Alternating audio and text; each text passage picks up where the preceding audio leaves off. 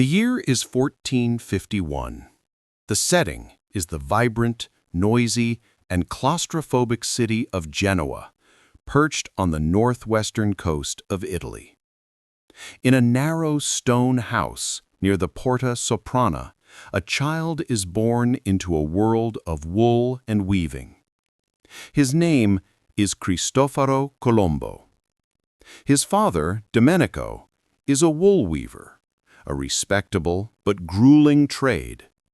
The Colombo household is perpetually filled with the greasy smell of raw wool, the rhythmic clacking of the loom, and the dust of fibers hanging in the air. It is a life of manual labor, small margins, and sweaty brows. But young Cristoforo is different. While his hands may learn to work the shuttle of the loom, his eyes are constantly turned towards the harbor. Genoa is not just a city. It is a mouth wide open to the Mediterranean Sea. It is a republic of sailors, merchants, and bankers. Down at the docks, the air smells different. It smells of salt, tar, rotting fish, and most importantly, the exotic spices of the East: cinnamon, cloves, nutmeg, and black pepper. These aren't just ingredients. In the 15th century, they are the currency of kings, worth their weight in gold. Young Cristoforo skips his chores to wander the wharves.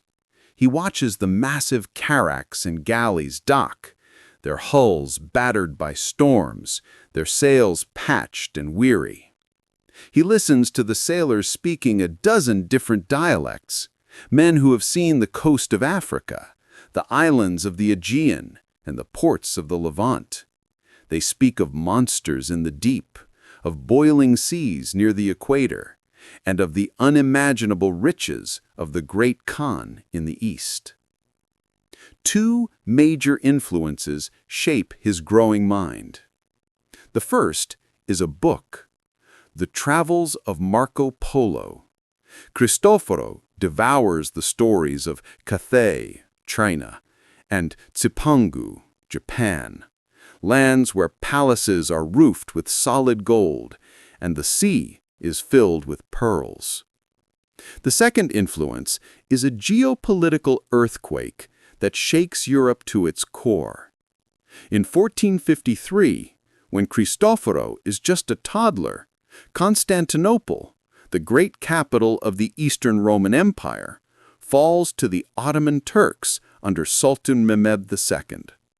The shockwave is immense. For centuries, the Silk Road had been the artery connecting Europe to the riches of Asia. Now that artery is constricted. The Ottomans control the gateway. Taxes rise, routes become dangerous, and the flow of spices into Europe begins to choke. Christian Europe feels trapped. To the north is ice. To the south, the vast Sahara. To the east, the powerful Ottoman Empire. The only way out is the ocean. But the Atlantic, known then as the Ocean Sea, is terrifying. It is the edge of the world. Ancient maps show dragons and sea serpents waiting in its abyss. Most learned men know the world is round. A common myth is that they thought it flat, but sailors and scholars knew otherwise. But they believe the ocean is simply too vast to cross.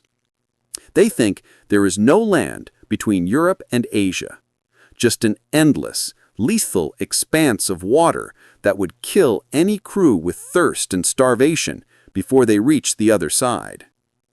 But as Cristoforo grows from a wool weaver's son into a young man, serving on merchant ships and learning the art of wind and stars, a dangerous idea begins to take root in his mind. He looks at the horizon not as a wall, but as a bridge. He is not a scholar. He is a self-taught sailor with a stubborn streak. He begins to study maps, often misinterpreting them to suit his hopes. He calculates the size of the Earth and decides incorrectly, that the world is much smaller than the experts say. If the world is round, he thinks, standing on the deck of a ship battling the waves of the Mediterranean, and if the east is blocked by land, then I can reach the east by sailing west. It is a simple, elegant, and utterly mad idea. It contradicts the established geography of the era. It ignores the calculated size of the globe. But Cristoforo possesses something more dangerous than knowledge: absolute, unshakable conviction. He believes he has been chosen by God to bring the light of Christianity to the Great Khan and to find the gold that Europe so desperately craves. By his mid-20s, the smell of wool is a distant memory. He is now a man of the sea, with red hair that turned white early due to stress and sun, and piercing blue eyes that seem to look right through you. He has the plan, he has the ambition. Now, he just needs someone rich enough and foolish enough to pay for it. The weaver's son is ready to pitch the biggest gamble in history. But first, he needs a map that proves he isn't crazy. By the 1470s, Christopher Columbus had found his way to Lisbon, Portugal. At that time, Lisbon was not merely a capital city, it was the Silicon Valley of the Age of Discovery. It was the place where the Atlantic Ocean met the cutting edge of science. Here, caravel designs were perfected, volta do mar wind patterns were studied, and the Portuguese crown was aggressively pushing south, down the coast of Africa, seeking a route to India. Columbus, now married to a noblewoman named Filipa Perestrello y Moniz, had access to her late father's navigational charts. But Columbus wasn't looking south. He was looking at his books. He was becoming a self-taught scholar, albeit a selective one. He filled the margins of his books, Pierre Dailly's Imago Mundi and Pope Pius II's Historia Rerum Ubique Gestarum, with feverish handwritten notes in Latin. He was hunting for evidence to support the impossible idea growing in his mind. He needed validation. He needed a man of science to tell him, "Yes, you are right, the ocean is small." And he found that man in Florence, Paolo dal Pozzo Toscanelli. Toscanelli was a renowned physician, astronomer, and humanist. Years prior, he had written a letter to the King of Portugal suggesting that the Spice Islands could be reached by sailing west. The king had ignored it, focused entirely on the African route, but Columbus managed to get his hands on this correspondence, likely obtaining a copy directly from Toscanelli himself around 1474. This letter included a map.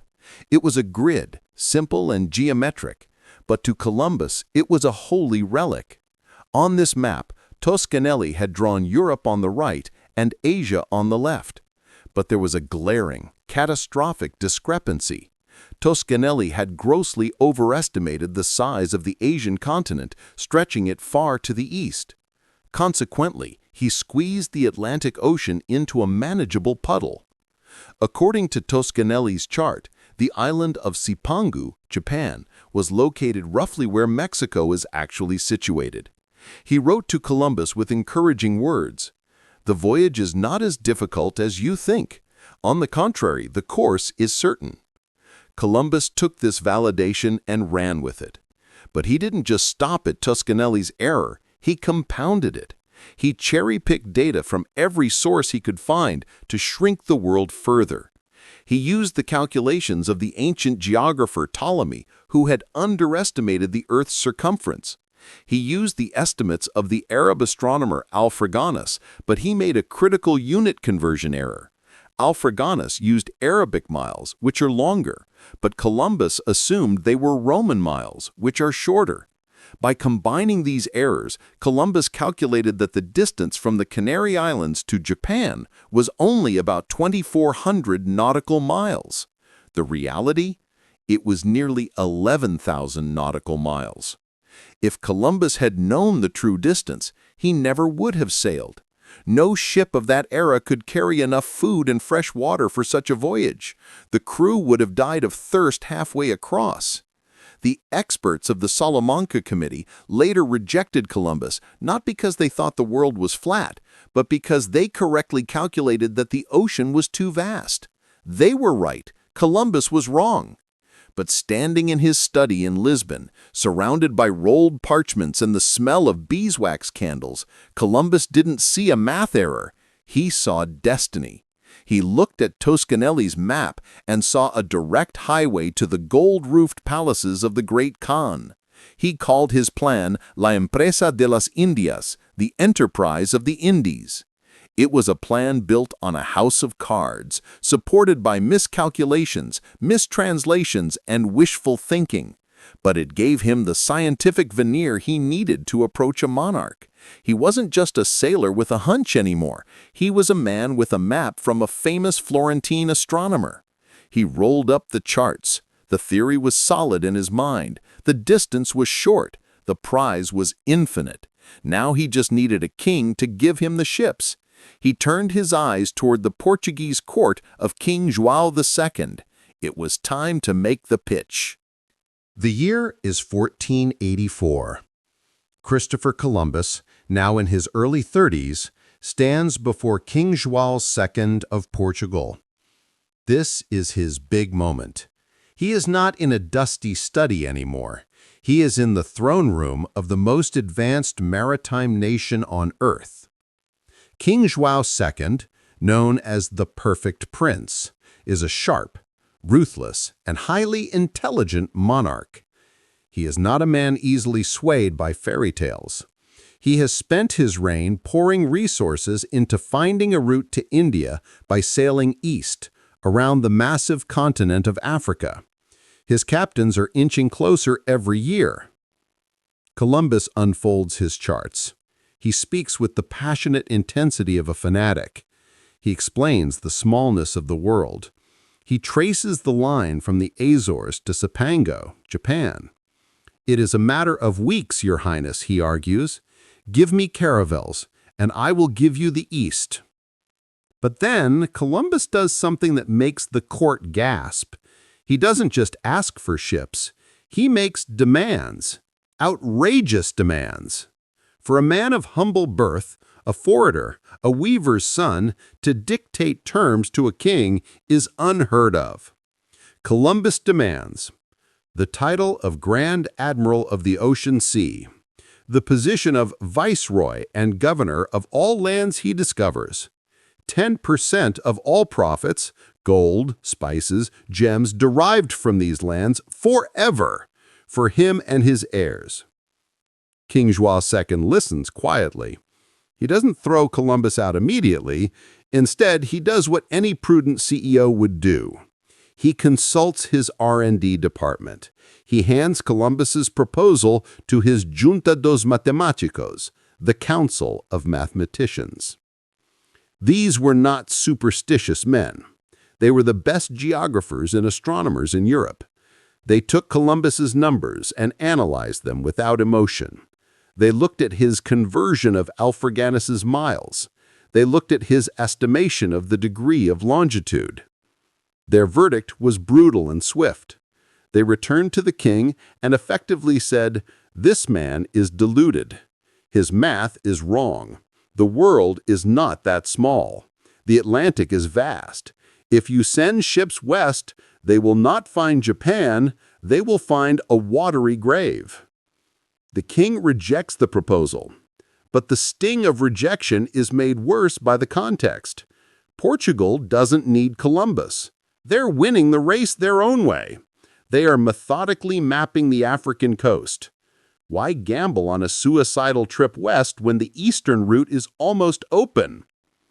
To make matters worse, rumors swirl that the king might have secretly sent a caravel to test Columbus's route without him, just to see if there was anything out there, only for the ship to return battered by storms, finding nothing. Columbus feels betrayed, unheard, and ridiculed. Then, tragedy strikes at home. His wife, Philippa, dies. Some historians say she died slightly earlier, but the loss weighs heavily on him during this period. Without her, his connection to the Portuguese nobility is severed. He is now just a widower with a mounting pile of debts. His creditors are circling.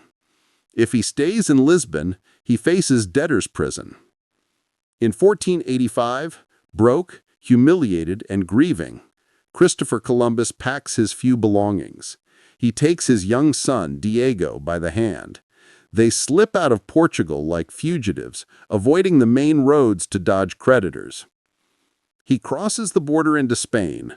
He is a nobody again. No ships, no wife, no money, just a map, a little boy, and an obsession that burns hotter than ever. He heads towards the coast of Andalusia, looking for anyone who will listen. The Portuguese door has slammed shut. Now he must try to pry open the Spanish one. It is late in the year 1485. The dusty roads of Andalusia are unforgiving under the Spanish sun. A man and a small boy trudge up a steep, pine-covered hill overlooking the Rio Tinto near the town of Palos de la Frontera. Christopher Columbus is at his nadir. He is 34 years old, a widower, and a foreigner in a land at war. His grand proposal has been laughed out of Lisbon. His pockets are empty. His shoes are worn thin. To the casual observer, he looks like a vagrant. Beside him, his 5-year-old son, Diego, is exhausted, hungry, and thirsty. They reach the top of the hill, where the Franciscan monastery of Santa Maria de la Rábida stands like a fortress of solitude against the Atlantic winds. Columbus didn't choose this place entirely by accident. It was known as a place of learning, but his immediate need is primal. He pulls the rope at the heavy wooden gate.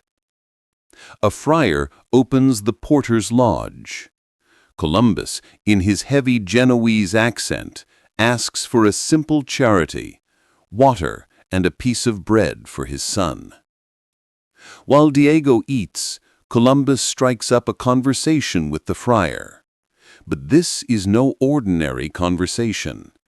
The man he meets is Fray Antonio de Marchena, the custodian of the monastery. And by a stroke of immense fortune, or providence, as Columbus would claim, Marchena is not just a man of God, he is a man of science. He is a cosmographer and an astronomer who spends his nights watching the same stars Columbus navigates by. Columbus, usually guarded and proud, opens up. He unrolls the mental map in his head.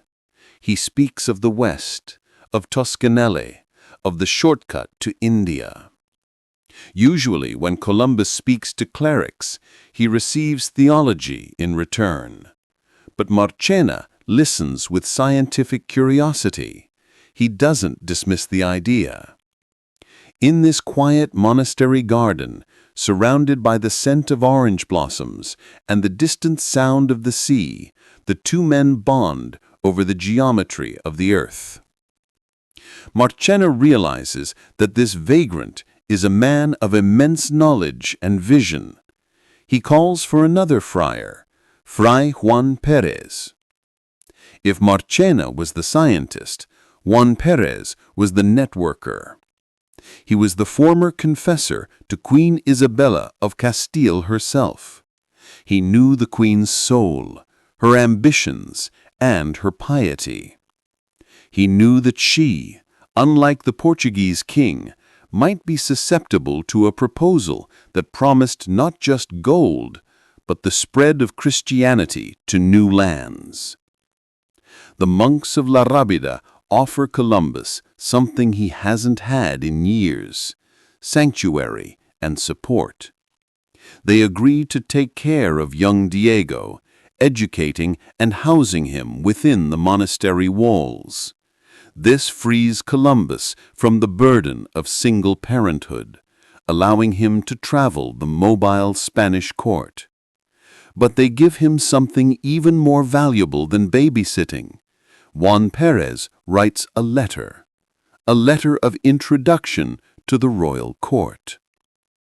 It is a stunning turnaround. An hour ago, Columbus was begging for crumbs. Now, thanks to the intellectual curiosity of a few Franciscan monks in a remote outpost, he has a safe haven for his son and a potential ticket to see the Catholic monarchs. Columbus leaves La Rábida refreshed. He sheds the look of the beggar. He puts on his best clothes, likely borrowed or repaired by the monks. He leaves Diego in the care of the brothers, promising to return as an admiral. He turns his face towards the city of Córdoba, where the royal court is currently residing. The Portuguese door is closed, but the monks have just handed him the key to the Spanish one. It is May 1, 1486. The setting is the Alcázar of Córdoba. But this is not a peaceful royal court engaged in balls and banquets. It is a military headquarters. The air is thick with the smell of horses, polished armor, and nervous anticipation. King Ferdinand of Aragon and Queen Isabella of Castile are in the throes of the Reconquista, the centuries-long holy war to drive the Moors out of the Iberian Peninsula. Their eyes are fixed on Granada, the last Muslim stronghold. Into this atmosphere of martial tension walks Christopher Columbus. He has waited months for this audience. Thanks to the letter from Father Juan Perez and connections with royal treasurers, he has secured a meeting. Columbus is tall, taller than most men of his time, with a dignity that borders on arrogance. He wears a modest cloak, but his bearing is that of a nobleman. He knows that in a court of peacocks, he must look like a hawk. He approaches the dual thrones. This is a unique power dynamic. Ferdinand is the pragmatist, Machiavellian, calculating, obsessed with foreign policy and checking French power. Isabella is the heart of Spain, deeply pious, strong-willed, and visionary. They rule as equals. Tanto monta, monta tanto. As much as the one is worth, so is the other. Columbus launches into his pitch, but this time he is smarter than he was in Portugal. He tailors his message perfectly to his audience. To Ferdinand, the politician, he speaks of empire and gold. He explains how a western route would bypass the Portuguese monopoly on African waters. He speaks of undercutting the Venetian merchants who control the spice trade. He promises wealth that could fund Spain's wars for 100 years. To Isabella, the believer, he speaks of souls and Jerusalem. He argues that the great Khan of the East is waiting to be converted to the holy faith. He suggests that the vast wealth from this discovery could be used to finance a final crusade to reclaim Jerusalem from the infidels, a dream that Isabella holds dear to her heart. He unfolds his maps. He quotes the Bible, Isaiah, and Esdras as much as he quotes geography. He paints a picture of a voyage that is short, divine, and destined. The monarchs listen. They are intrigued. Unlike the Portuguese king, they don't have a route to India yet. They are the underdogs in the naval race. Columbus offers them a shortcut to global dominance. However, there is a problem: the war. The siege of Granada is draining the treasury dry. Every maravedí, coin, is being spent on gunpowder, cannons, and soldiers. They cannot spare 3 ships and a crew for a speculative journey into the ocean of darkness while the enemy is still on their doorstep. Furthermore, Ferdinand is naturally suspicious. Is this foreigner a spy? Is he a madman? Is he a con artist? They do not give him the yes he craves, but critically, they do not give him the no that destroyed him in Portugal. They decide to stall. They refer his proposal to a royal commission headed by Hernando de Talavera, the Queen's confessor and a man of strict orthodox intellect. They tell Columbus, "We will study this. Wait for us." To ensure he doesn't take his map to the King of France or England, they do something unusual. They put him on the royal payroll. They grant him a small stipend, just enough to keep him fed and clothed, just enough to keep him in Spain, tethered to the court like a falcon on a string. Columbus leaves the Alcazar with mixed feelings. He has not been rejected, which is a victory. He has the ear of the Queen, but he is now trapped in the bureaucracy of a kingdom at war. He has entered the waiting place. He doesn't know it yet, but this wait will not be a matter of weeks. It will be a test of endurance that will last for years. The winter of 1486-1487 finds Columbus in the ancient university city of Salamanca. This is the intellectual heart of Spain, a place where the stones seem to whisper Latin and the air smells of old parchment. Here, in the chilly halls of the monastery of St. Stephen, the Royal Commission, headed by the stern Hernando de Talavera, convenes to judge the enterprise of the Indies.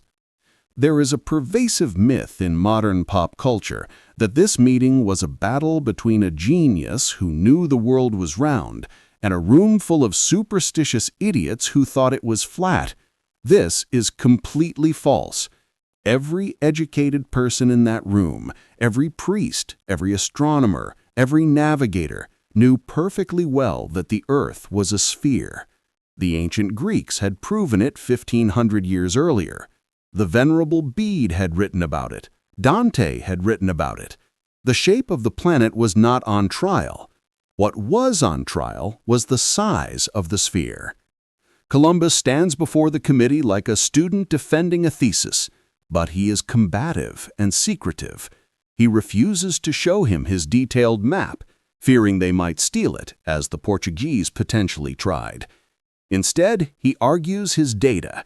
He insists that the Earth is small. He claims the distance between the Canary Islands and Japan is roughly 2,400 nautical miles, a voyage of perhaps a month.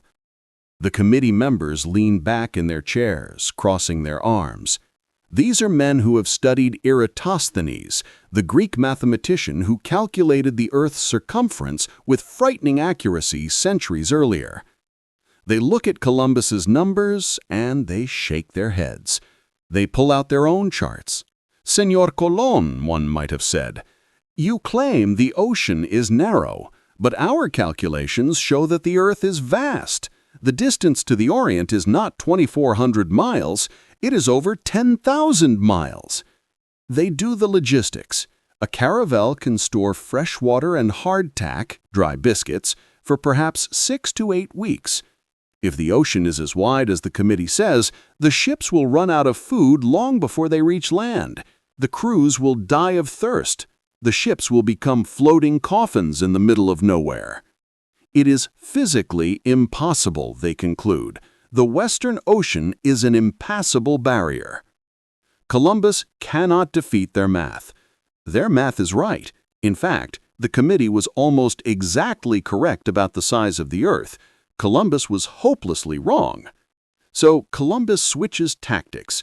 He stops arguing like a scientist and starts arguing like a prophet. He quotes the Bible. He quotes the apocryphal book of Esdras, which claims the world is 6 parts land and only 1 part water. He implies that God has ordained this voyage, and therefore God will shrink the seas for him. The committee is unimpressed by this mysticism. To them, Columbus is a charming but dangerous amateur. He is a man who twists facts to fit his desires. After weeks of deliberation, the commission issues its preliminary verdict. They advise the monarchs that the plan is impossible, vain, and worthy of rejection. They declare that there is no justification for the crown to waste money on such a fantasy. It should have been the end. Columbus should have been sent packing. But then a strange thing happens. King Ferdinand and Queen Isabella receive the report, but they do not banish Columbus. Perhaps they were charmed by his intensity. Perhaps they just wanted to keep him as a backup plan in case the war ended.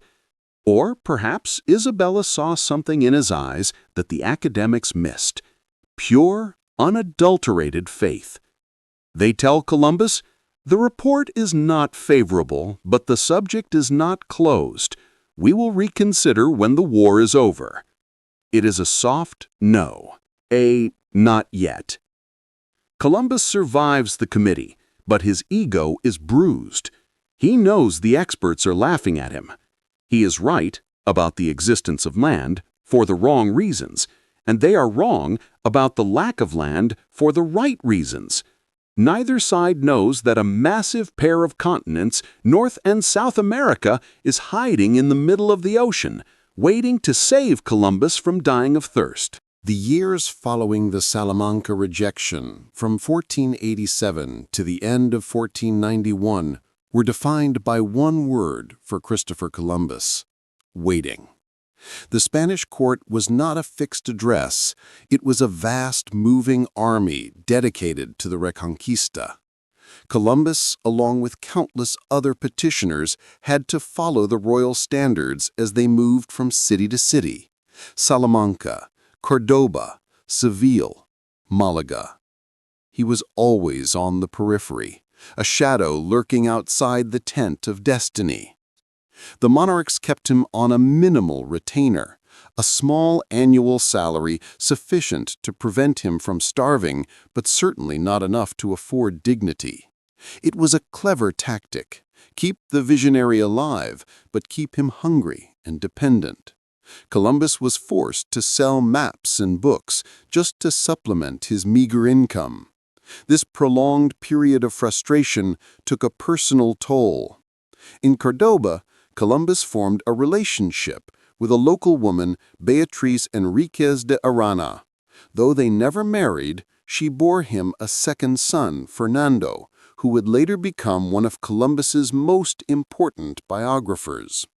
This family life anchored him to Spain, yet his mind remained tethered to the sea. The cycle was relentless and exhausting. He would secure an audience, make his fiery pitch, and the monarchs would inevitably reply with the same weary answer: "The war is not over. Our treasury is empty. Wait."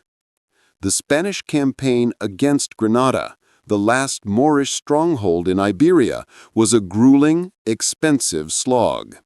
Every maravedí was diverted to paying soldiers, supplying sieges, and rebuilding captured castles. To ask for 3 ships for a wild maritime gamble during a major war felt increasingly futile. The constant delay eroded his self-esteem, turning his grand ambition into a national joke. Many at court saw him as an eccentric nuisance, the foreigner demanding a title and a tenth of the riches of the world for a journey everyone knew would lead to ruin. By 1491, Columbus was nearly 40 years old. His red hair was now almost entirely white, and his patience had evaporated. He believed the monarchs were deliberately stringing him along, hoping he would simply give him his plans for free. He resolved to leave. His brother, Bartholomew Columbus, had already traveled to other European courts, first to Lisbon, then to London and Paris, to shop the enterprise of the Indies. The King of England, Henry VII, was too busy stabilizing his own throne after the Wars of the Roses, and ultimately passed. The King of France, Charles VIII, showed interest, but was non-committal. Columbus's frustration boiled over. He decided he would go personally to France and sell his plan to Charles VIII. Spain had had its chance. he was finished begging. He returned to the vicinity of Palos de la Frontera to collect his son Diego from the monastery of La Rábida. He told Fray Juan Pérez, the Queen's former confessor, of his intention to leave Spain forever. This was the critical moment. Fray Juan Pérez was alarmed. After all these years, he still believed in Columbus's destiny. He knew that the siege of Granada was nearly complete. The end of the war was imminent. He knew that if Columbus walked away now, Spain would lose its chance of glory and gold. Pérez immediately wrote one final, passionate, and urgent letter to Queen Isabella. He stressed Columbus's genius, the urgency of the moment, and the threat of the plan falling into French hands. The Queen, far away in the royal camp near Granada, received the letter. She had invested 5 years and a small retainer in this man. She had a choice: cut her losses, or double down. The fate of the voyage hung in the balance, waiting for the final collapse of a distant mountain fortress. The long wait ended on January 2, 1492. In a moment of monumental historical and spiritual significance, the last Moorish Sultan, Boabdil, formally surrendered the city of Granada to the Catholic monarchs. The Reconquista, the centuries-long effort to reclaim the Iberian Peninsula, was complete. The air in the royal camp at Santa Fe was electric with celebration, victory, and newfound confidence. For the first time in nearly 8 centuries, Spain was fully united under a Christian banner, and the treasury, though depleted by the war, was now ready to look outward. Columbus was immediately summoned. His proposal, once deemed an eccentric distraction, was now elevated to Plan B status. If the Portuguese were succeeding by sailing east, Spain would beat them by sailing west. The final negotiations began, and this is where Columbus's unwavering self-belief, bordering on arrogance, nearly proved fatal. After years of poverty, he was unwilling to compromise. He knew what his idea was worth, and he asked for the same outrageous terms he'd demanded in Lisbon. Admiral of the Ocean Sea, a hereditary, noble title. Viceroy and governor of all lands discovered. 10% of all profits in perpetuity. The monarchs were stunned. Now that the war was over, their advisors were even more opposed to the terms. They had won the greatest military victory of the age. They were not about to grant a common Genoese merchant noble titles and 10% of a hypothetical empire. Queen Isabella's chief advisor, the newly appointed Hernando de Talavera, Columbus's old foe from the Salamanca Committee, argued fiercely against the terms, calling them excessive and preposterous. They offered Columbus a much smaller percentage and a title that was not hereditary. Columbus refused. He packed his saddlebags. He stated clearly that if he were to risk his life for this venture, his rewards must reflect the magnitude of the discovery. He believed that if Spain wouldn't meet his price, France or England certainly would. On a cold February morning, Columbus rode his mule out of the royal camp at Santa Fe, heading toward the coast, fully intending to leave Spain forever. The great enterprise was dead, not by ocean monsters or faulty math, but by sheer audacity at the negotiating table.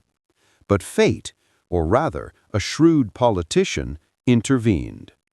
As Columbus rode down the dusty road, 2 of his fervent supporters rushed into the royal tent at Santa Fe. Luis de Santangel, the king's treasurer and a key financial contributor, and Gabriel Sanchez. They delivered a dramatic last-minute appeal to the Queen. Santangel argued that the monarchs were losing a monumental opportunity over a matter of honor and title. The cost of the expedition was relatively small, a pittance compared to the cost of the Granada War, but the potential profit, both in gold and in the glory of converting millions of souls, was immeasurable. He reminded Isabella that if the French or England succeeded instead, Spain would never recover from the humiliation. Isabella was persuaded. She declared famously that she would pledge her own jewels to finance the trip if needed, though Santangel quickly pointed out that the royal funds were sufficient. She immediately dispatched a royal courier on horseback to race after the retreating Columbus. The courier caught up with the disillusioned navigator about 6 miles outside Santa Fe at a narrow bridge. Columbus, convinced he was being arrested for his debts, initially resisted, but the courier delivered the Queen's final message. The deal was on. All of his demands were granted. Columbus turned his mule around. The gamble had paid off. The commoner had held out against the most powerful monarchs in Europe and won. The contract, sealed at Santa Fe, granted Christopher Columbus the most sweeping titles and financial rewards in the history of exploration. The decades of pleading, rejection, and waiting were over. It was time to find the ships. Having been chased down and brought back from the brink of abandoning Spain, Christopher Columbus returned to the royal camp at Santa Fe. His arrogance had been validated. The monarchs had capitulated. On April 17, 1492, the terms of agreement were formally signed in the form of a legal contract known as the Capitulations of Santa Fe. This document is one of the most astonishing contracts in world history, granting a foreign commoner powers and privileges usually reserved for royalty. The contract confirmed all 3 of Columbus's audacious demands. Admiral of the Ocean Sea, or Almirante de la Mar Oceana. This was the highest naval title in Castile and was to be hereditary. It granted him jurisdiction over all waters he traveled. Viceroy and governor, Virrey y Gobernador. He was to rule any lands he discovered, granting him political and judicial control equivalent to a sovereign. This was also hereditary. 10%, 10%. He was entitled to 1/10 of all the gold, silver, pearls, gems, and spices acquired within his jurisdiction forever. Furthermore, if he contributed 1/8 of the cost of any future voyage, he would receive an additional 1/8 share of the profits, making his total share potentially 18.5%. With the stroke of a pen, Christopher Columbus transformed into Don Cristobal Colón. He was no longer a penniless supplicant. He was a newly minted nobleman, a prospective feudal lord, and a naval commander. The contract was predicated on the belief that he was merely going to intercept a handful of established Asian islands. Nobody, least of all the lawyers drafting the contract, could have conceived that these terms would apply to 2 entirely unknown continents. The contract was signed, but the money still needed to be raised. Despite the famous legend of Queen Isabella pawning her jewels, the bulk of the financing did not come from her personal coffers. The total cost of the first voyage was roughly 2 million maravedis, about $15,000 to $20,000 today, an enormous sum then, but small compared to the cost of the Granada War. The funding broke down roughly like this. Royal Treasury. The Crown contributed a portion, much of it coming from the funds allocated for the war. Luis de Santangel, the treasurer who had saved the deal, provided a substantial personal loan to the Crown. Private investors, Columbus himself invested a small amount, his 1/8 share, drawing on loans from Genoese and other merchants. The monarchs provided the legal authority and the necessary political will. The money was largely secured through loans and treasury funds controlled by Columbus's backers. The gamble was hedged, but the stakes were set. The final piece of paperwork was a royal mandate addressed to the town of Palos de la Frontera.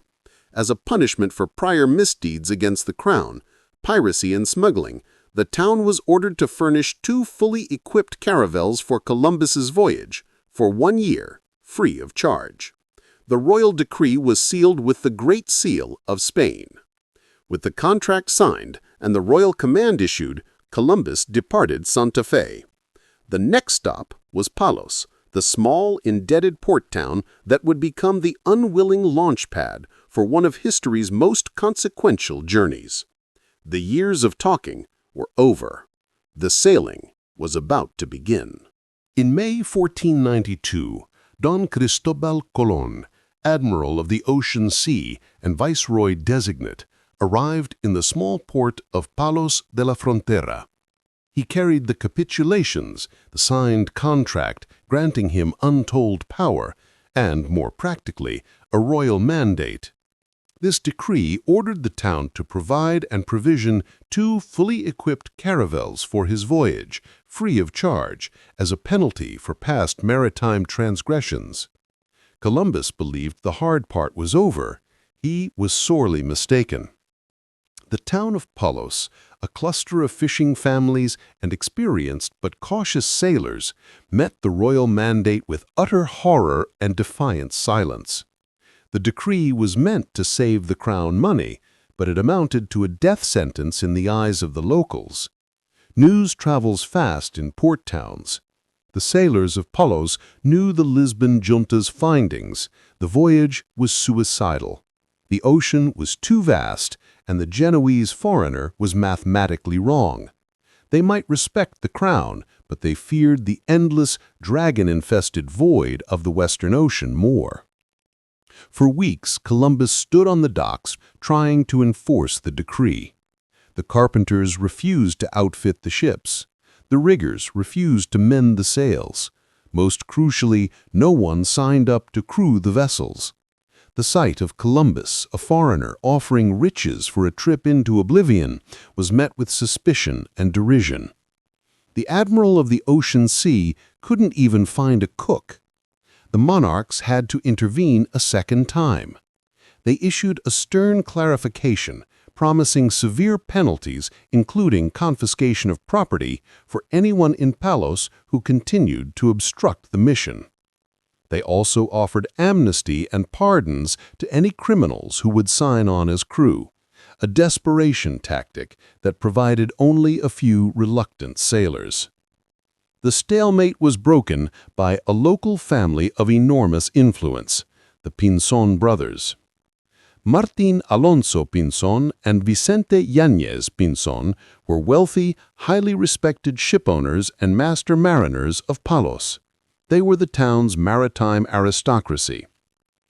Martín Alonso, the elder brother, was pragmatic, highly experienced, and known for his daring.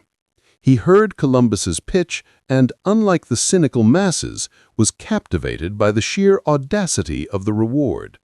He believed in the gold, if not necessarily the Genoese's exact math.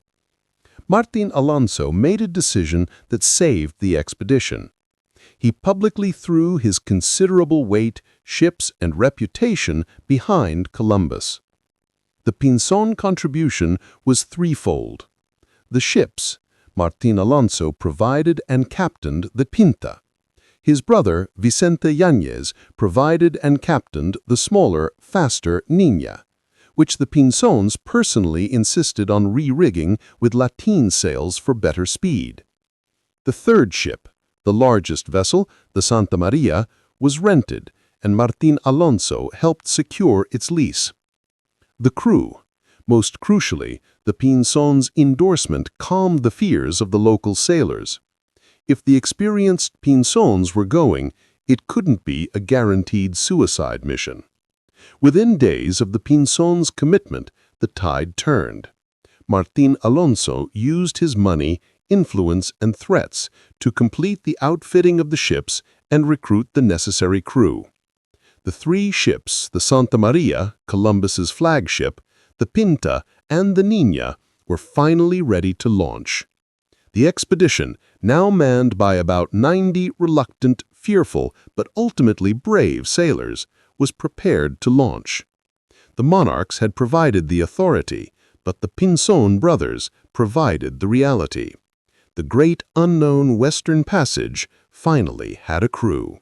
With the crucial intervention of the Pinzon brothers, the three small ships that would change world history were finally ready.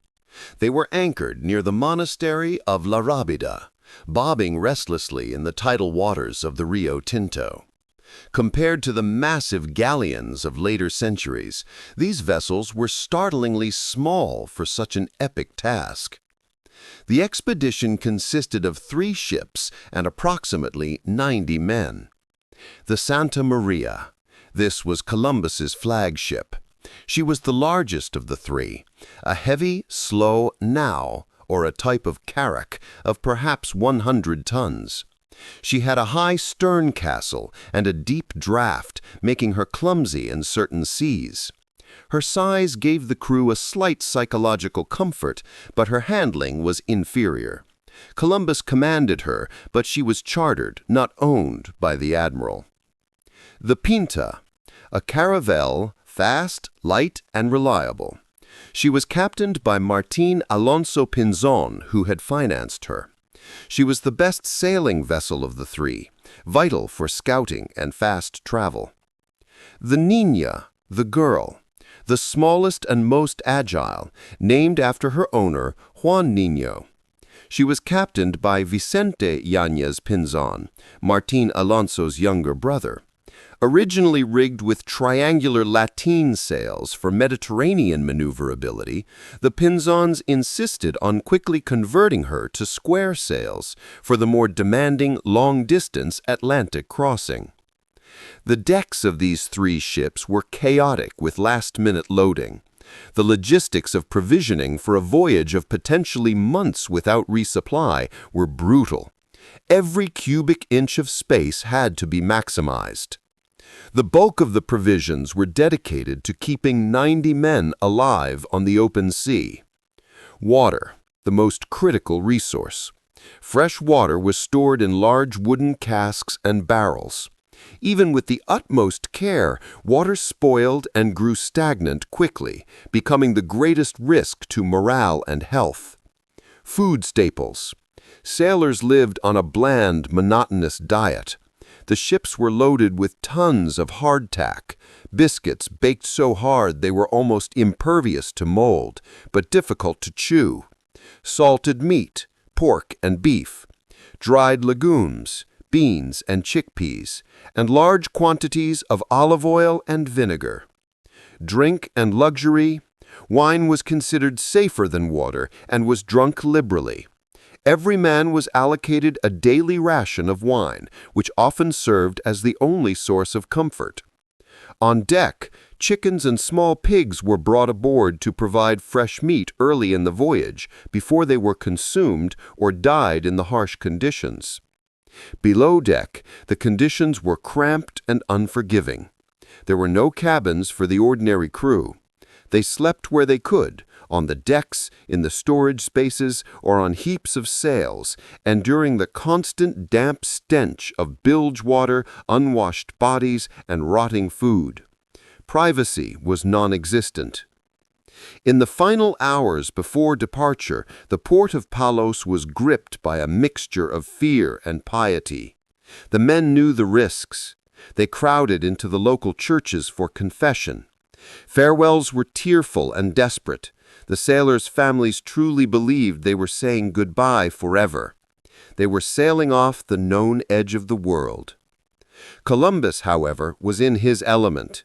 He meticulously oversaw the loading of his private stores, navigational instruments, maps, paper, ink, and items for trade, glass beads, small bells, and colored caps, the baubles he believed would purchase the loyalty of the Asian royalty. He also brought along an official interpreter who spoke Arabic and Hebrew, fully expecting to meet Asian and Middle Eastern merchants near Japan. On the evening of August 2, 1992, the 3 ships sat heavy in the water.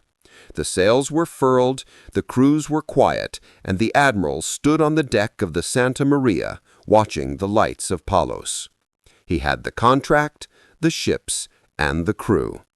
The only thing left was the ocean sea. The departure was not a grand, cheering ceremony. It was a quiet, somber escape. In the early hours of Friday, August 3rd, 1492, while the town of Palos de la Frontera was still shrouded in pre-dawn darkness, the three ships slipped their moorings and glided out onto the Tinto River. The choice of date was ominous. In the seafaring world, sailing on a Friday was considered an act of defiance against superstition, a guaranteed invitation for bad luck. But Columbus, driven by a destiny he believed was divine, paid no heed. He wanted to leave before the sun rose, before the town could awaken and witness a renewed wave of fear or protest from the families whose sons were sailing into the unknown. On the shore, the silence was broken only by the muffled sounds of the crew working the ropes and the mournful cries of those left behind. These were farewells saturated with a terrible finality. The people of Palos truly believed their sailors, fathers, brothers, and sons were committing an act of collective suicide, sailing toward the edge of a flat or impossibly wide earth. The emotional weight of the moment was heavier than the provisions they carried. Aboard the flagship, the Santa Maria, Columbus stood by the mainmast. He carried the full weight of the expedition, not just the navigation, but the entire political, financial, and spiritual justification. He was admiral now, but he was also the supreme hostage of this gamble. His entire future, his titles, his wealth, and his reputation depended on the belief that the earth was much smaller than his own experts claimed. The three ships, the clumsy Santa Maria, the reliable Pinta, and the agile Niña, slowly caught the ebb tide, which carried them past the monastery of La Rábida, where Columbus's young son Diego remained. The great Franciscan bell tower was the last piece of Spanish soil the crew would see clearly. The immediate goal was not the Orient. The first leg of the journey was entirely conventional, a southward run to the Canary Islands, specifically La Gomera. This stop was crucial for two reasons. Final resupply. The Canaries, being the outermost European territory, would offer the last chance to take on fresh water, meat, and wood before facing the true daunting expanse of the ocean sea. Trade winds. Crucially, the islands lay on the latitude of the powerful, predictable northeast trade winds. These winds, which blow consistently from east to west, were the natural engine Columbus needed to guarantee the speed and efficiency of his westward push. Catching this current was vital to beating the clock before the crew ran out of provisions. For the first week, the sailing was relatively smooth. The men were still in familiar waters, the coast of Europe was still within sight, and the initial fear was dulled by the sheer bustle of settling into the routines of life at sea. The Pinzon brothers, with their vast experience, set a brisk pace, ensuring the three vessels stayed together as a small, tight squadron.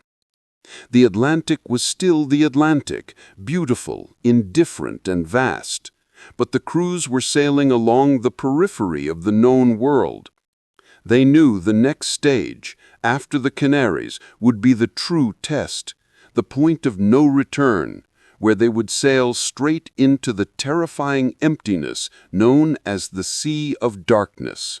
The three ships sailed southwest for 5 weeks, maintaining a respectable pace.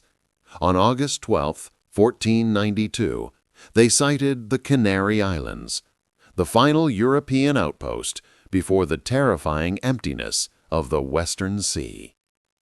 They made landfall first at Las Palmas, and then moved to the smaller island of La Gomera, a common final provisioning point for ships leaving Europe. This stopover, intended to be a swift final preparation, quickly turned into a test of Columbus's patience and leadership, thanks to the first technical crisis of the voyage. The Pinta, captained by Martín Alonso Pinzón, developed a serious problem. Her rudder broke. This was not a minor inconvenience. A broken rudder in the open ocean meant certain death. The cause was debated. Some speculated it was due to poor workmanship, while others whispered that the ship's actual owners, who still violently opposed the voyage and may have been compensated for her use against their will, had intentionally sabotaged the rudder before departure. Whatever the cause, the Pinta needed immediate and extensive repair. Columbus had to arrange for the ship to be careened, pulled ashore, and refitted. This delay consumed crucial weeks of late summer, time Columbus feared losing as provisions deteriorated daily. While the Pinta was being repaired, the Pinzón brothers used the stopover wisely. They initiated a vital technical upgrade on the smallest ship, the Niña.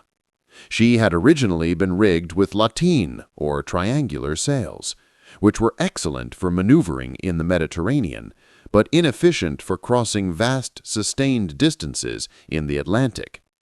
The crew worked tirelessly to change her rigging to square sails, making her a faster, more stable, and more capable ocean-going vessel. This refit would prove instrumental to the success of the voyage. Columbus also took the time to visit his lover, Beatriz de Bobadilla, the governess of La Gomera, who provided him with essential contacts and, more importantly, the last opportunity for emotional connection before embarking on the true unknown. The final days were spent topping up the essential supplies. Every barrel, cask, and bottle was filled with fresh water. The ships were loaded with firewood for cooking, and local produce was acquired, the final taste of civilization the crew would experience for months. As the days stretched into late August and early September, the crew grew increasingly restless. They could see the peaks of the island of Tenerife, where the volcano Teide was visibly erupting. To the superstitious, this was a dark and forbidding sign. The earth itself was warning them not to proceed. Columbus had to employ all his powers of persuasion, arguing that the eruptions were a natural, harmless occurrence. On September 9, 1492, the volcanic peaks of the Canary Islands finally sank below the horizon. For the crew, this was the moment of true terror. For the first time in their lives, they were sailing in waters where they had no fixed reference point, no coastline to hug, no landmark to sight. They were surrounded by a 360-degree circle of relentless, indifferent ocean. The sailors wept. Many made frantic last-minute vows to God, certain they had just witnessed the last sliver of the habitable world. Columbus, however, was in his element. He had finally left behind the messy political and terrestrial world and entered the clean celestial realm of pure navigation. He knew that the only way to manage a frightened crew over thousands of miles was through discipline, piety, and deception. The admiral immediately began keeping 2 logbooks. The secret log. This was the accurate record, noting the true speed, distance, and direction of the ships. The public log. This log, which was shared with the captains and crew, significantly underestimated the distances covered. His reasoning was psychological. The crews were terrified of the vast distance they needed to travel, believing that once they sailed too far, they could never return. By publicly recording a shorter distance, Columbus hoped to delay the inevitable panic and the demands to turn back. This deception was soon compounded by a phenomenon no European had previously recorded: magnetic variation. Around September 13, Columbus noticed a disturbing change in his compasses. His instrument, which had always pointed reliably to the North Star, true north, began to drift. The needle, instead of aligning with true north, was now pointing slightly to the west of it, the difference between magnetic north and true north. The crew, having noticed the discrepancy, became frantic. The compass was their single, most trusted instrument, their only anchor to reality. When it began to lie, they concluded that they were entering a region where the laws of nature were breaking down, perhaps nearing the mythical edge of the world where the compass would drop straight down into the void. Columbus, ever the masterful opportunist, calmed them with a quick, plausible lie. He insisted that the compass needle was not moving at all, but rather that the North Star itself was moving in a slight circle, an astronomical phenomenon. The crew, lacking his technical knowledge, reluctantly accepted the explanation, but the incident deeply eroded their remaining trust. Despite the fear, the sailing itself was magnificent. The ships had found the trade winds, a reliable band of air currents that pushed them steadily and powerfully westward day and night. The Niña, newly rigged by the Pinzons, proved particularly swift. The speed was a relief, but the relentless consistency of the east-to-west winds created a new, terrifying fear. What if we can never sail home? If the winds always blow west, how would they ever make a successful return journey? The possibility of being trapped on the far side of the world, unable to push their way back against the ceaseless wind, became a silent source of anxiety. The three ships sailed on, day after day, week after week. They were seeing signs of life, a heron, a tropic bird, patches of floating sargassum weed, which Columbus interpreted as proof of nearby land.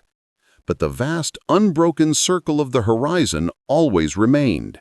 The three ships sailed relentlessly westward, driven by the steady trade winds.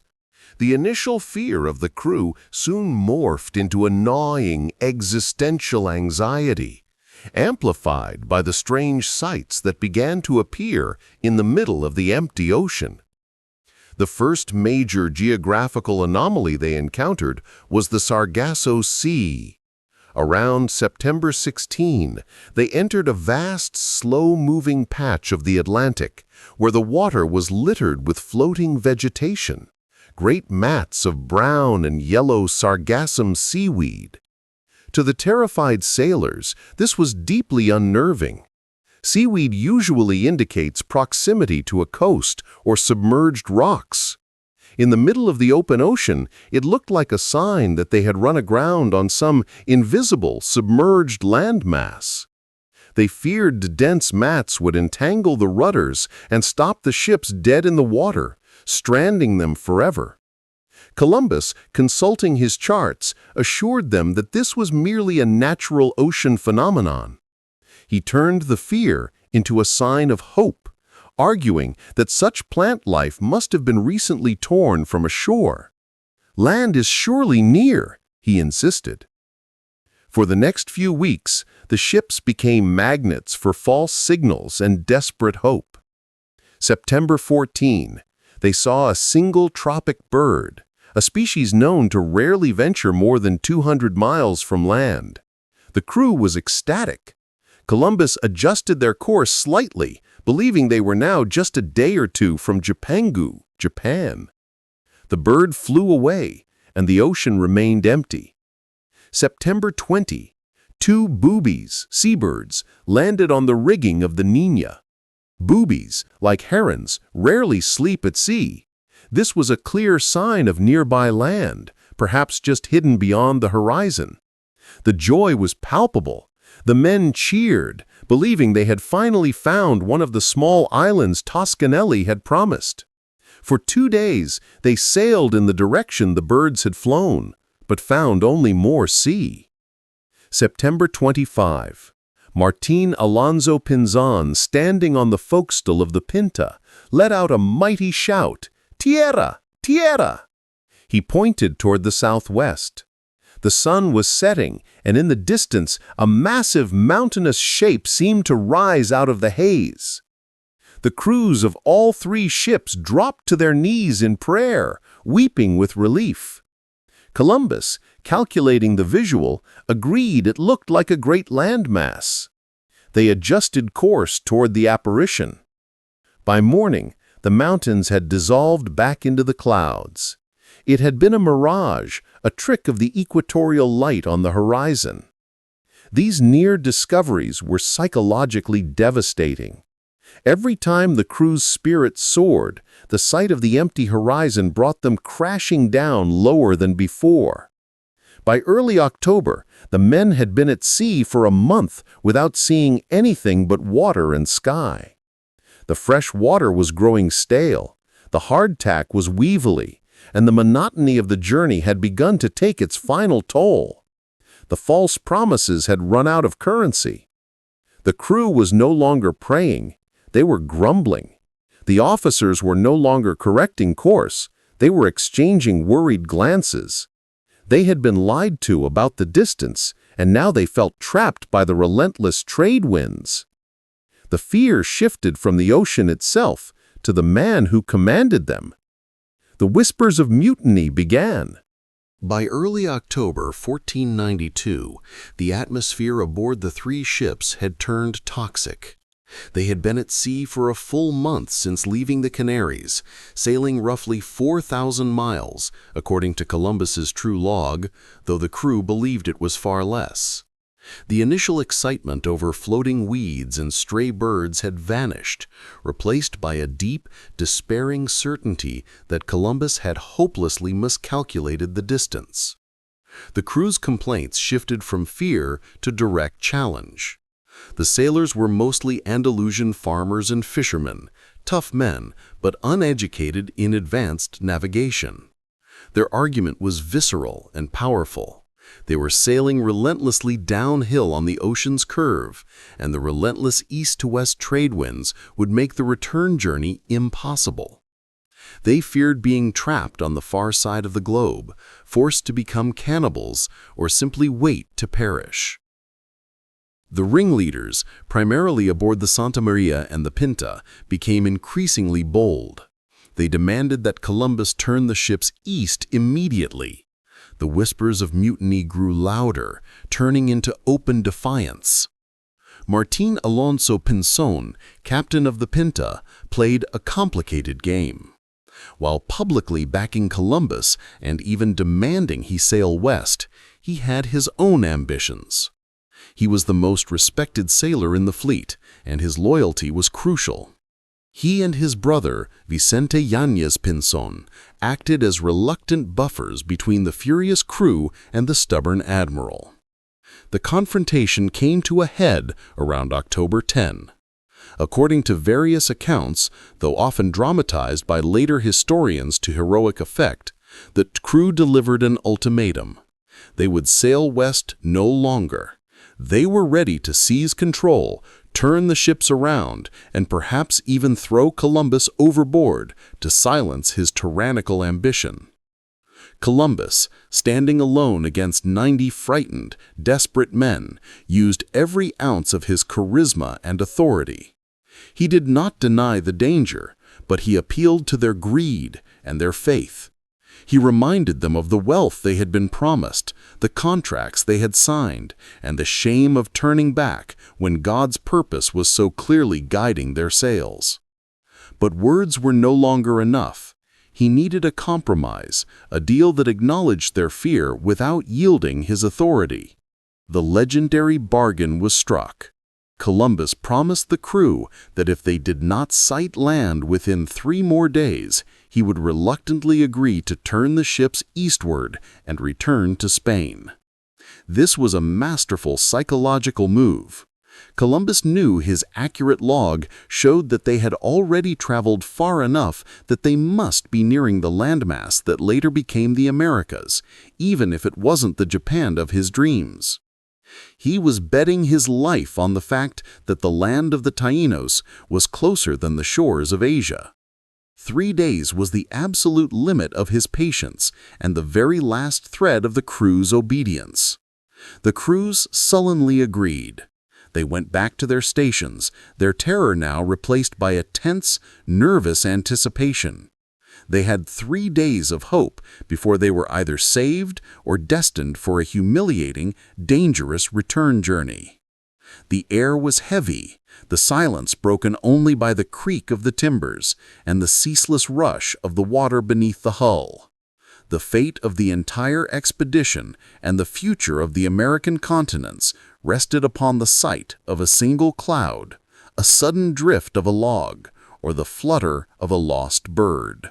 The 3-day bargain struck on October 10th plunged the fleet into an abyss of nervous tension. The crews, exhausted by the relentless monotony and the terror of the previous weeks, now fixated on the arbitrary deadline. The silence aboard the Santa Maria, the Pinta, and the Niña was heavy, broken only by the creak of the hull and the rhythmic splash of the sea. The weather during these final hours was unnervingly beautiful. The trade winds remained steady and strong, the skies were clear, and the sea was smooth, perfect sailing conditions. Yet this very perfection amplified the despair. If they were to find land, shouldn't there be rain, storms, or the unmistakable signs of a coastline nearby? Columbus knew this was his last chance. He ordered the men to be extra vigilant. He reminded them of the huge reward promised to the first person to sight land, a pension of 10,000 maravedis for life, promised by the crown. This prize spurred desperate hope and fueled constant false alarms. However, as the deadline approached, the true signs of proximity began to appear, not as mirages, but as solid, undeniable evidence. October 11th, morning. They encountered a floating branch of thorny wood. It was still green, indicating it had been recently detached from a tree. The most significant finding was a piece of wood that appeared to have been carved by human hands. October 11th, afternoon. They began to see small crabs, species known only to live near the shore. The Niña sighted a branch loaded with berries. These were not the phantom signs of the previous weeks. These were artifacts of a close, living, inhabited world. The fear aboard the ships was instantly replaced by a frantic, feverish excitement. Every man aboard now believed land was imminent, and the race for the 10,000 maravedis pension was on. Columbus ordered the sails shortened, fearing that in the darkness they might crash onto an unlit shore. He gathered the entire crew on the stern, singing the Salve Regina and offering fervent prayers of thanksgiving. As night fell on Thursday, October 11th, the air was electric. The deadline was expiring, but the tangible evidence of land was overwhelming. Around 10 p.m. that night, Columbus stood on the high stern castle of the Santa Maria. His gaze, having scoured the horizon for weeks, finally found something. Far off in the darkness, moving in and out of the blackness, he saw a single, fleeting light. He was not entirely certain, but he immediately called for Pedro Gutierrez, the king's steward, and pointed. Gutierrez confirmed the sighting. They then called for the crown's inspector, Rodrigo Sanchez, but he missed the fleeting light. Columbus described the light in his journal as a small wax candle rising and falling, suggesting it was either a torch carried by a person walking along a shore or perhaps a canoe. This was not the vast, stationary light of a European city. It was an intimate, small signal of human habitation. The sighting was not the official landfall, but it was the confirmation the admiral needed. He ordered the crew to maintain their course and keep watch. He knew that in the next few hours either the crew would turn against him, or the greatest geographical secret of the last millennium would be revealed. The 3 ships sailed on through the black night, their sails full, racing toward the small flickering light and the immense hidden continent behind it. The final hours of October 11th were an agonizing blur of tension. The sailors, unable to sleep, strained their eyes against the moonless tropical darkness, each man desperate to claim the prize, the lifetime pension promised to the first person to sight land. On the Pinta, the fastest ship in the fleet, a lookout named Rodrigo de Triana stood high up in the crow's nest. He was a humble sailor, probably a native of Seville, and his eyes, unlike those of the admiral, were focused only on the horizon, not on an imagined destiny. At approximately 2 a.m. on Friday, October 12, 1492, de Triana saw something that could not be mistaken for a cloud, a light, or a mirage. It was the clear, unwavering outline of a long white beach backed by dark green brush. He drew a deep, explosive breath and let loose the shout that instantly severed the history of two worlds. "Tierra! Tierra!" The cry echoed across the quiet sea. The captains immediately fired the cannon, the prearranged signal confirming the discovery. The explosive sound ripped through the night, rousing every sleeping man and confirming the unbelievable. The ships were forced to quickly strike the sails or take them down to avoid running aground in the dark. A sudden, overwhelming joy replaced the fear and doubt of the preceding weeks. The men who had been on the verge of murder just 48 hours earlier dropped to their knees, weeping and hugging one another. They showered Columbus with apologies and adoration, acknowledging that only his fierce, unbending will had saved them all. The ships anchored just offshore, waiting impatiently for the dawn. As the sun rose on the morning of October 12, it revealed a sight none of the Europeans had ever imagined. The ships were anchored off a small, flat island in the Bahamas, which the native people called Guanahini. The water was impossibly clear, the sand a dazzling white, and the air was thick with the scent of unfamiliar flowering plants. The shore was lined with people, naked, copper-skinned, gentle-looking people, who stared back at the giant winged vessels with a mixture of terror and curiosity. These were the Taino people, part of the Arawak group, a civilization that had been entirely unknown to the rest of the world. Columbus immediately organized the landing party. He donned his finest armor and velvet robes, carrying the royal standard of Castile and Leon. Martín Alonso Pinzón and Vicente Yanez Pinzón followed, carrying the flags of their own expedition. Stepping onto the shore was the most symbolic and profound moment of the voyage. Columbus knelt, kissed the ground, and wept. He claimed the island in the name of the Spanish monarchs, naming it San Salvador, Holy Savior. He then claimed the promised pension, asserting that he had seen the light 4 hours earlier, the small flickering flame on the shore. Though Rodrigo de Triana was the first to see the full landmass, Columbus's claim was legally upheld by the monarchs, who conveniently awarded him the money. De Triana, tragically denied his life-changing reward, later fled to Africa in bitterness. The rest of the day was dedicated to the first encounter. Columbus, believing he had landed on an island off the coast of Asia, the Indies, called the native people Indios, Indians, a geographical mistake that stuck for centuries. The Taino people approached fearlessly but cautiously.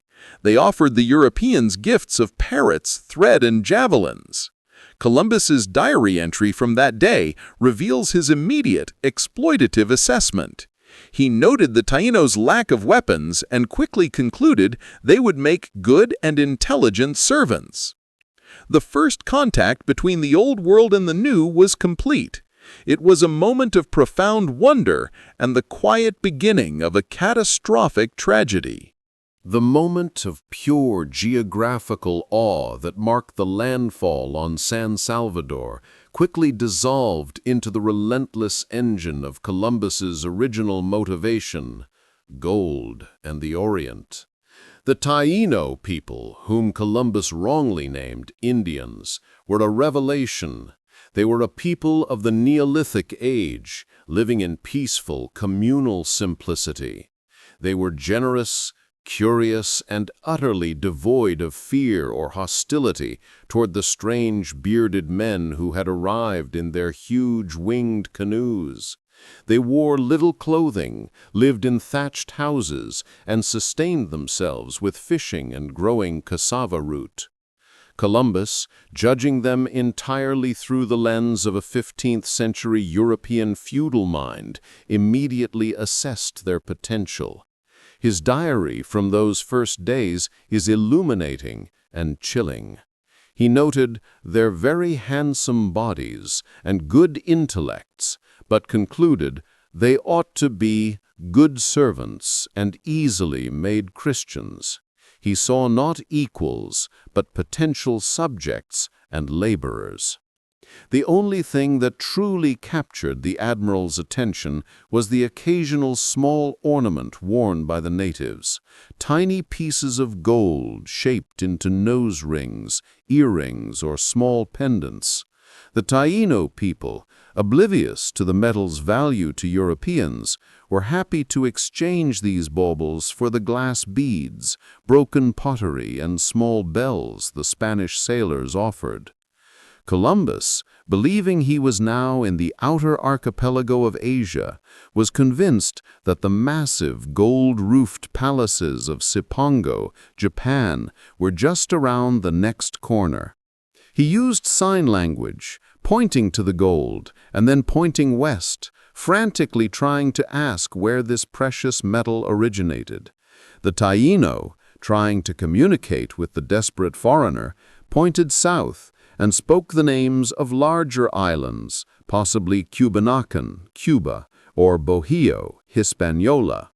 Columbus, fueled by his preconceived notions, misunderstood these names. He believed the Taino were pointing toward a great king who possessed huge mines. He even convinced himself that one of the islands was ruled by the great Khan himself. His time on San Salvador was brief. The island had provided the answer to the greatest geographical question of the age, but it did not provide the wealth promised to the Spanish monarchs. Columbus knew he had to move on before his initial triumph was deemed a failure. He had to find the source of the gold. Before leaving, he committed the first act of colonization. He had 6 of the Taino people kidnapped. These unfortunate individuals were to serve as guides and interpreters for the rest of the voyage, forced against their will to help the foreigners conquer their own neighbors. On October 15th, Columbus and his fleet set sail again, weaving through the breathtaking maze of the Bahamas. The environment was stunning: the sea, the light, the coral, but Columbus rarely paused to admire it. His mind was fixed on a simple compass bearing, pointing toward the south and west, where the signs indicated the largest piece of land. He was sailing directly toward Cuba, convinced he was nearing the vast Asian mainland. The peaceful innocence of the Taino people had been observed, catalogued, and discarded. The primary mission, finding the gold necessary to fulfill his outrageous contract and finance the Crusades, had taken precedence, guiding the fleet deeper into the heart of the New World. After 2 weeks of island hopping through the pristine shallows of the Bahamas, Columbus's fleet finally encountered a landmass that dwarfed everything they had seen before. On October 28, 1492, they sailed along the northern coast of an island so vast that its shores seemed to stretch endlessly into the haze. This was Cuba. Columbus was instantly awestruck. The landscape was monumental, featuring towering mountains veiled in mist, immense river systems, and tropical forests of incredible density and color. The harbors were deep and sheltered, easily capable of holding every ship in Europe. The sheer scale of the island convinced the admiral that this could not possibly be another island. It had to be the Asian mainland itself. He ordered the ships to anchor near the present-day port of Bariai and claimed the land for Spain, naming it Juana, in honor of Prince Juan, the son of Ferdinand and Isabella.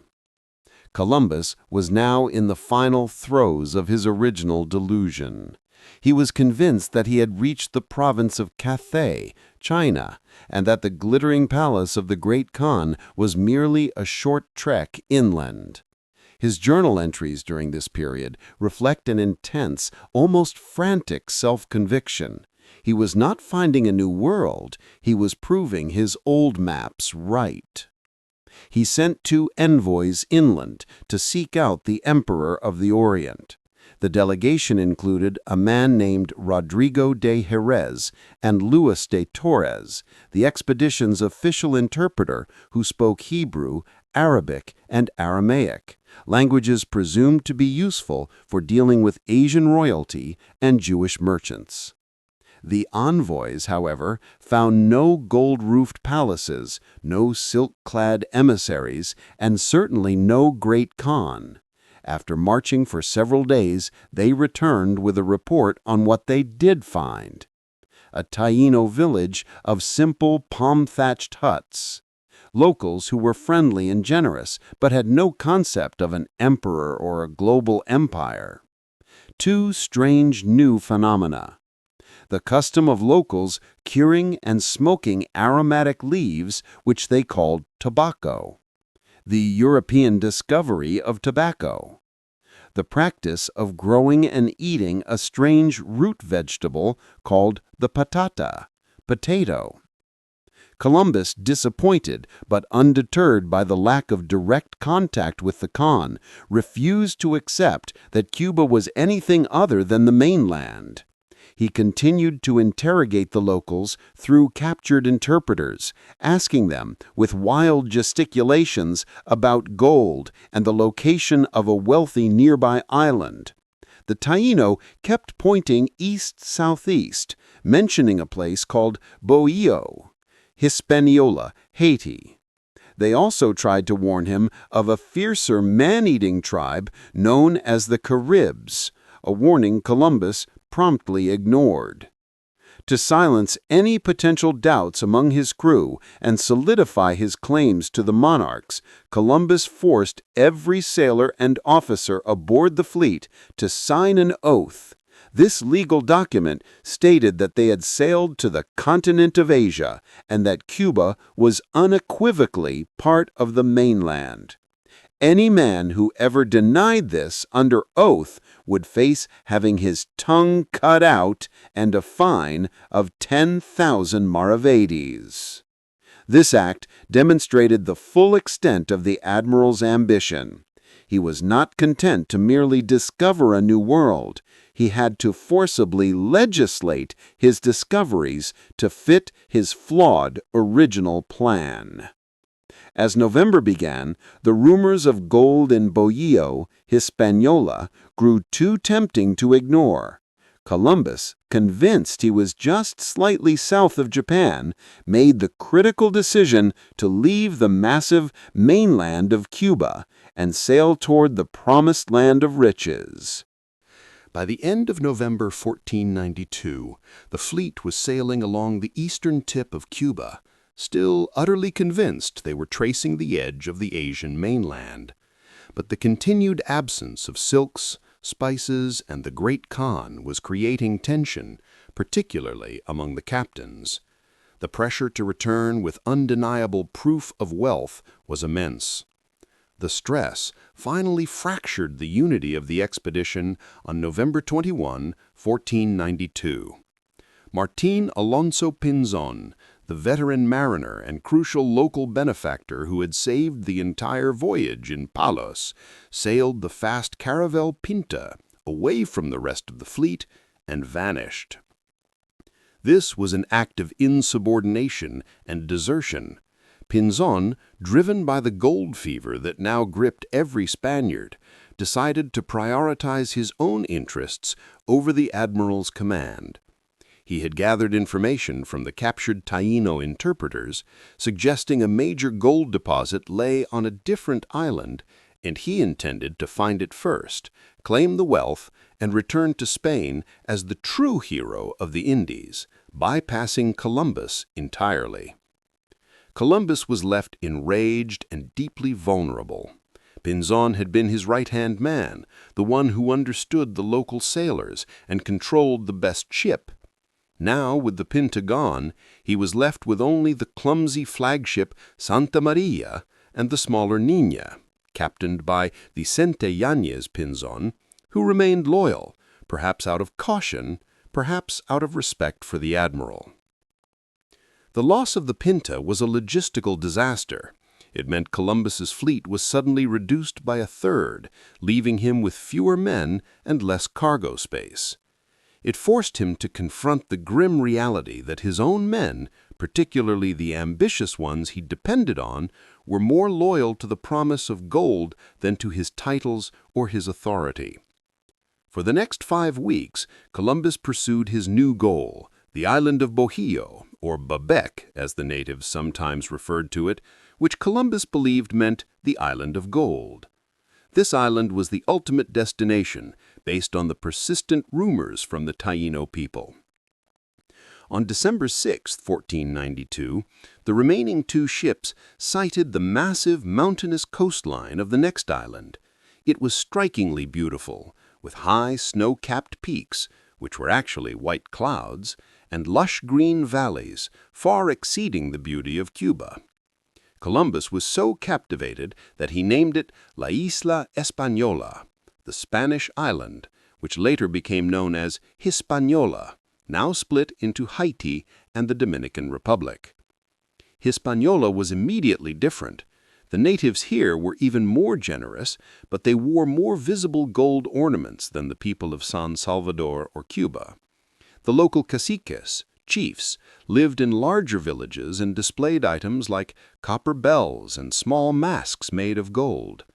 Columbus quickly established a trade, trinkets for gold. He meticulously recorded every piece of gold he acquired, knowing that his entire reputation in Spain rested on the weight of the metal he brought home. The friendly demeanor of the Taíno continued, but the admiral, still searching for Chipangu, began demanding information about the Carib people. He believed the Caribs, the fiercer island-hopping tribe the Taíno feared, must be the advanced, wealthy warriors he was meant to find in Asia. He had abandoned his search for the Great Khan and replaced it with a new, equally obsessive search for the source of the gold on Hispaniola. The betrayal by Pinzon only solidified his resolve. He had to find enough wealth to cement his place in the crown's favor before Pinzon could do the same. Sailing along the northern coast of Hispaniola, Columbus found the natives to be even more welcoming than those encountered in the Bahamas. This massive island, covered in lush forests and towering mountains, was divided into 5 main cacicazgos, or chiefdoms, ruled by powerful local chiefs known as caciques.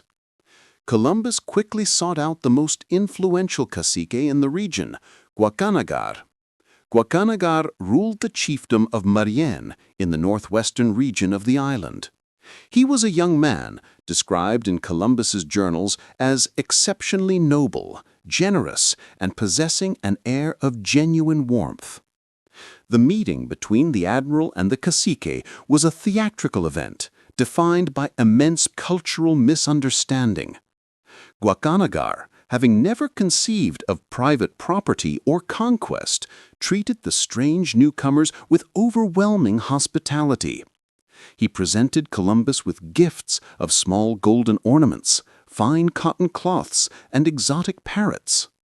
Columbus, in turn, showered the cacique with European trinkets, colored caps, brass rings, and most importantly, small bells. The Taíno people were captivated by the sound of the metal bells, trading valuable gold for these noisy trifles. The entire focus of the expedition was now the search for gold. Every time Columbus gestured toward the precious metal, the caciques pointed toward the east, indicating the location of the best-known placer deposits, gold found in riverbeds, on the island, in the region of the Cibao Mountains. Columbus, still convinced he was in Asia, immediately convinced himself that Cibao was a mispronunciation of Cipangu, Japan. The gold-rich area was close, he thought, and its source was almost certainly the mythical empire of the East.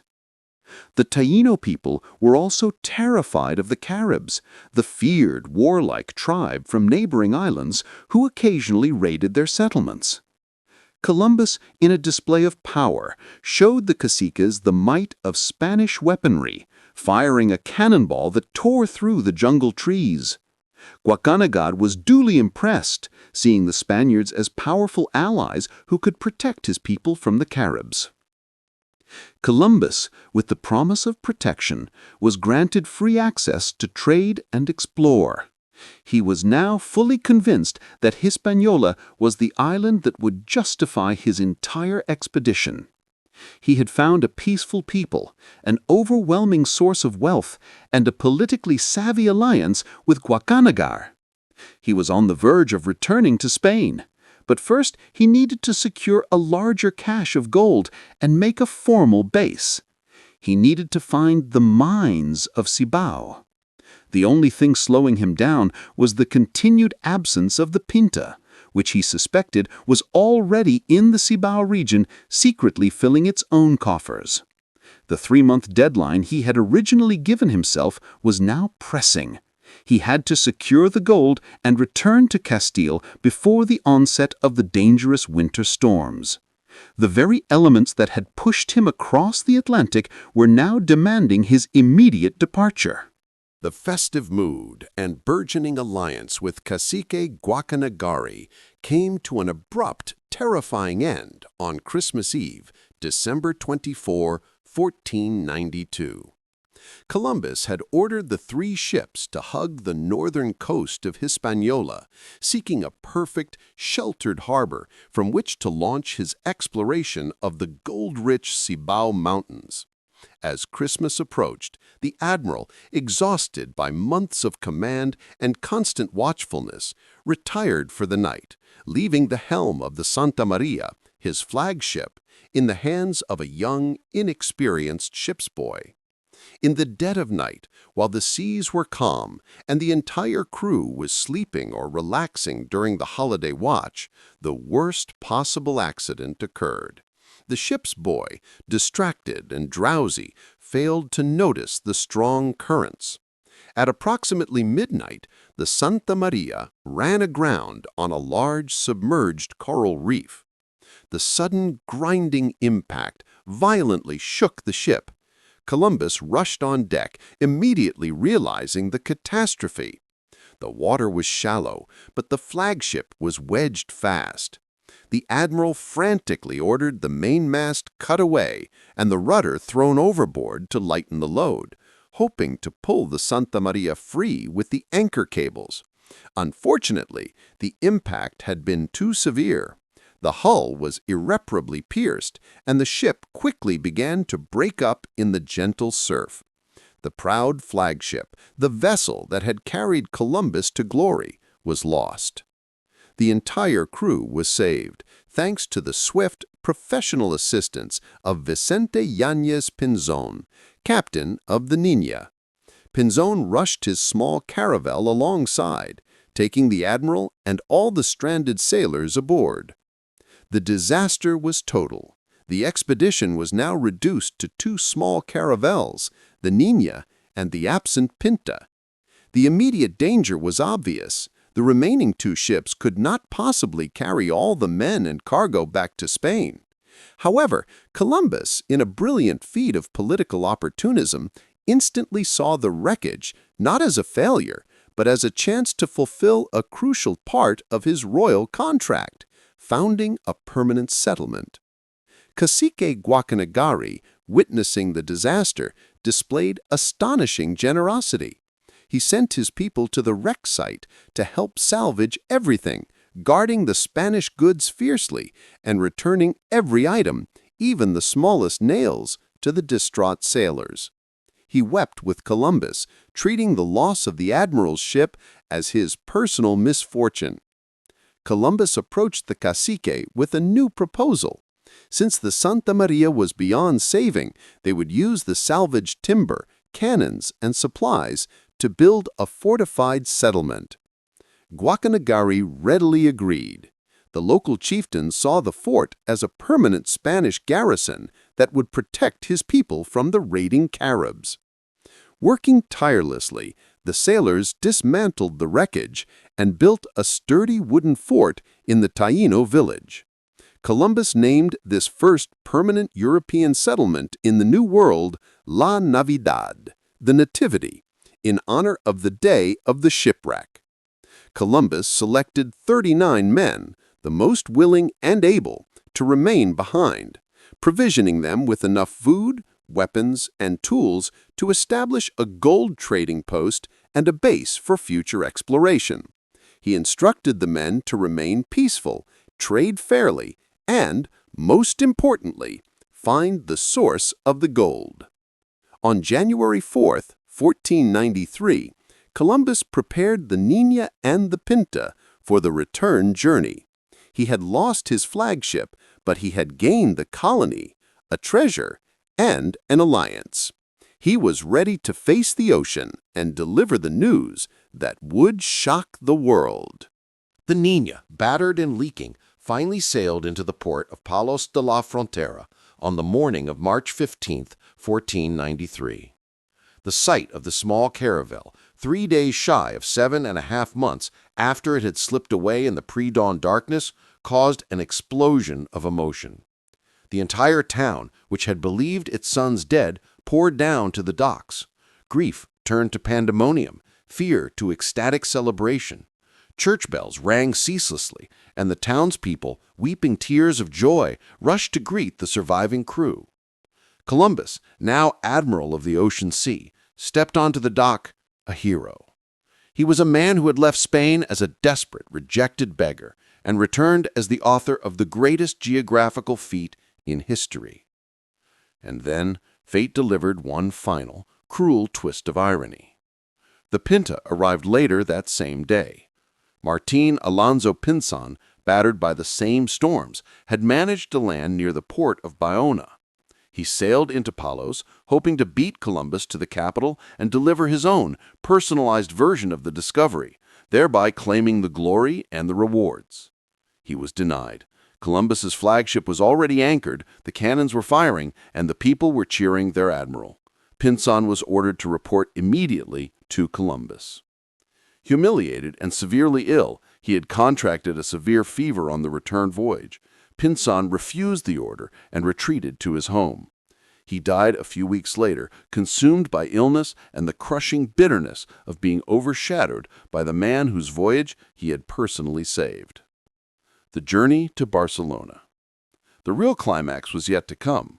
Columbus secured his surviving cargo and prepared for the journey to the royal court, which was currently residing in Barcelona. This was not merely a report, it was a triumphal procession. Columbus ensured that the public display of his findings was as dramatic and compelling as possible. He marched across Spain, displaying the physical proof that settled the years of scientific debate and political doubt. The living proof. 6 of the surviving Taíno natives, dressed in loincloths and feather crowns. They were the visible, undeniable evidence of an entirely new people.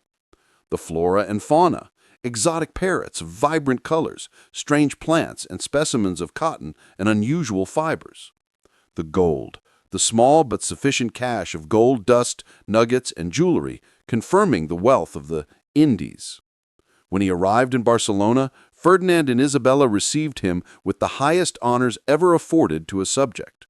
They rose from their thrones as he approached, a gesture reserved for royalty, and listened in silent rapture as Columbus told his story. The admiral presented his evidence. The gold was displayed. The natives were introduced. He spoke of vast lands, friendly people, and the certainty of converting millions of souls to Christianity. The monarchs were overjoyed. They confirmed all of his titles, admiral, viceroy, and governor, and ordered that preparations for a massive second voyage begin immediately. The purpose was clear: colonization, conversion, and the rapid extraction of gold. Columbus had won. He had silenced the skeptics, fulfilled his contract, and revolutionized global geography.